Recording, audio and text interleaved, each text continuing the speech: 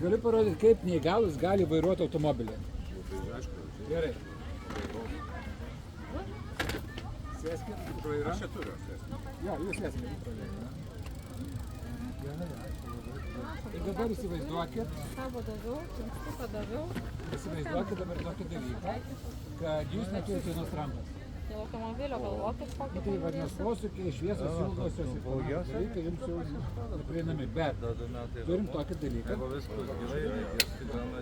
Ir čia važiuojat ir turi posūkius, valytuvus, šviesas, viskas tas priklauso. Ačiū, sėkmės. Gerai. Dabar kitas variantas. Yra, bet pirma lietuvių. Gerai, dabar arba kitas variantas. Įsivaizduokit, kad jūs, nekalbėrė, bet paleiskit, kad jūs negalite naudoti kojų. Čia jūs turit stabdį. Priekis. Jo, tai visą laiką priekis. Kai įsigasit, ką darot? Tai čia, jeigu taip padarytume, tai pro priekį išliektume. O šičia mes turim gazą. Čia yra gazas. Ir kartais reikia papypinti, čia pypinti, teisingai. O dabar įsivaizduokit dar sudėtingesnį dalyką. Kad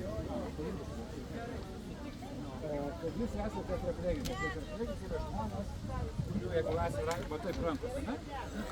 Jie nevaldo. Įsivaizduokit tokį dalyką. Dabar jūs esate neleiskite.